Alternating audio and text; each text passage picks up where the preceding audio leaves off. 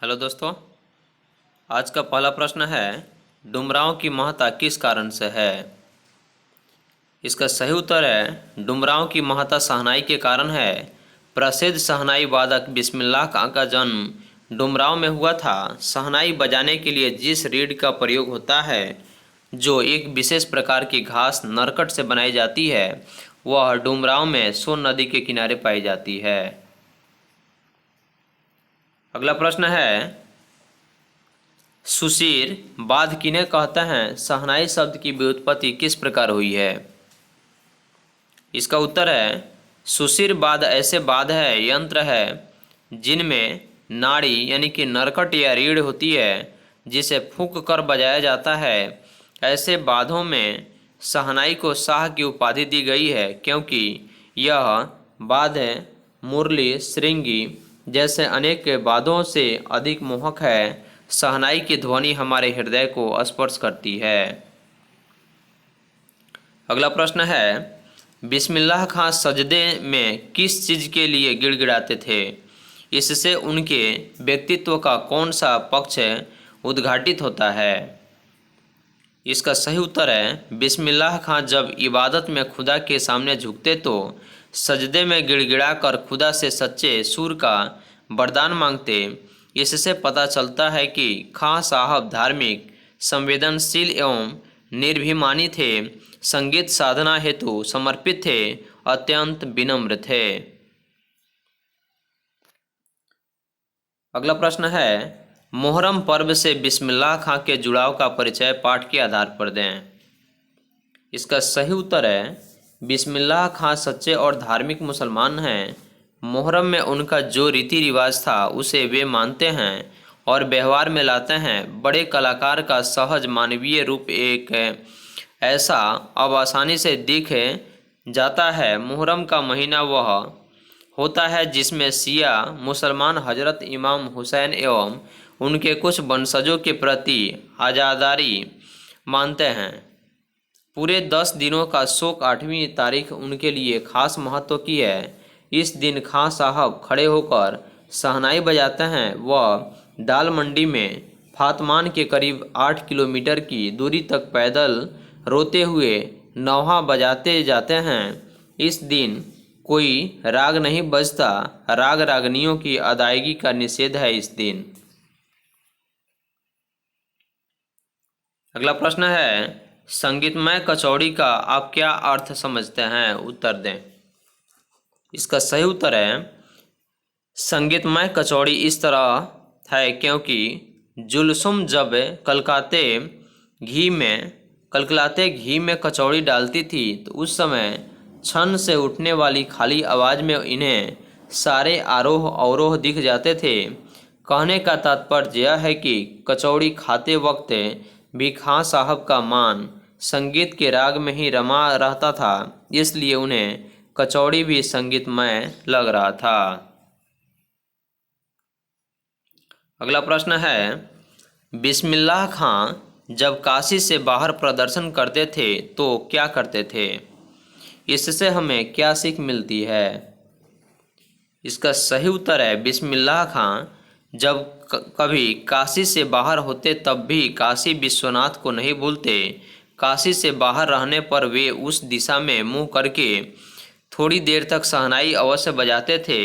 वे विश्वनाथ मंदिर की दिशा में मुंह करके बैठते और विश्वनाथ के प्रति उनकी श्रद्धा एवं आस्था शहनाई के सुरों में अभिव्यक्त होती थी। एक मुसलमान होते हुए भी बिस्मिल्लाह खां काशी विश्वनाथ के प्रति अपार श्रद्धा रखते थे।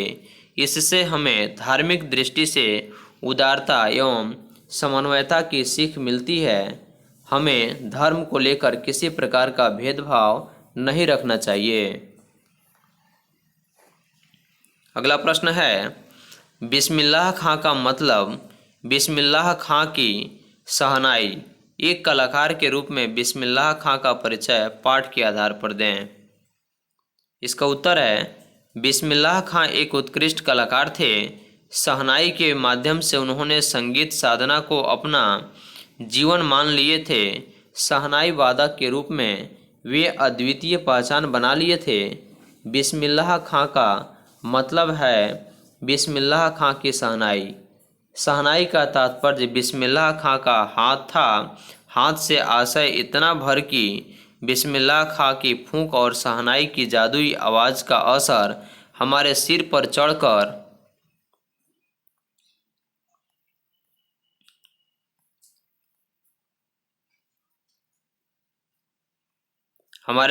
चढ़कर बोलने लगता है। शेर खां साहब की शहनाई से 7 सुर ताल के साथ निकल पड़ते थे। इनका संसार सुरीला था। इनके शहनाई में परवर दिगार गंगा मैया उस्ताद की नसीहत उतर पड़ती थी। खां साहब और शहनाई एक दूसरे के पर्याय बनकर संसार के सामने उभरे। आशय स्पष्ट कीजिए। फटाफट यानी फटा सुर न बक्से, लुंगिया का क्या है, आज फटी है तो कल सी जाएगी। इसका उत्तर है यहाँ बिस्मिल्लाह खां ने सुर तथा कपड़े यानी कि धन दौलत से तुलना करते हुए सुर को अधिक मूल्यवान बताया है, क्योंकि कपड़ा यदि एक बार फट जाए तो दोबारा सिल देने से ठीक हो सकता है, परंतु किसी का फटा हुआ सुर कभी ठीक नहीं हो सकता है। और उनकी पहचान शुरू से ही थी, इसलिए वह यह प्रार्थना करते थे कि ईश्वर उन्हें अच्छा कपड़ा अर्थात धन दौलत दे या न दे, लेकिन अच्छा सुर अवश्य दें।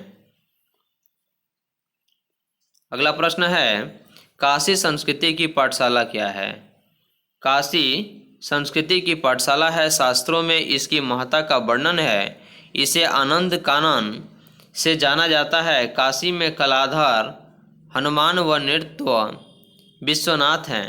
काशी में बिस्मिल्लाह खां हैं। काशी में हजारों साल का इतिहास है। यहाँ कई महाराज हैं, विद्याधारी हैं, बड़े रामदास जी हैं, मौजूदीन खां हैं। इन रसिकों से उत्कृष्ट होने वाले अपार जनसमूह हैं। यह एक अलग काशी है जिसकी अलग तहजीब है, अपनी बोली और अपने विशिष्ट लोग हैं। इनके अपने उत्सव हैं, अपना गम है, अपना सेहरा बना और अपना नौहा है। यहाँ संगीत को भक्ति से, भक्ति को धर्म से, किसी धर्म के कलाकार से, कजरी को चैती से, विश्वनाथ को विशाल लक्षी से, बिस्मिल्लाह खां को गंगा द्वार से अलग करके नहीं देखा जा सकता। इस प्रकार काशी सांस्कृतिक महानगरी है, इसकी अपनी महत्ता है। बिस्मिल्लाह खां के बचपन का वर्णन पाठ के आधार पर दें। अमीरुद्दीन यानी उस्ताद बिस्मिल्लाह खां का जन्म डुमराव बिहार के एक संगीत प्रेमी परिवार में हुआ था। 5-6 वर्ष की उम्र में वह अपने ननिहाल काशी चले गए। डुमराव की इतनी ही महत्ता है कि शहनाई की रीढ़ बनाने में काम आने वाली नरकट वहां सोन नदी के किनारे पाई जाती है। बिस्मिल्लाह खां के परदादा उस्ताद लार हुसैन खां डुमराव निवासी थे। बिस्मिल्लाह खां उस्ताद पैगंबर बख्श खां और मिठन के छोटे साहबजादे हैं। 4 साल की उम्र में ही नाना की शहनाई को सुनते और शहनाई को ढूंढते थे। उन्हें अपने मामा का सानिध्य भी बचपन में शहनाई वादन की कौशल विकास में लाभान्वित किया। 14 साल की उम्र में वे बालाजी के मंदिर में रियाज करने के क्रम में संगीत साधनारत हुए और आगे चलकर महान कलाकार हुए।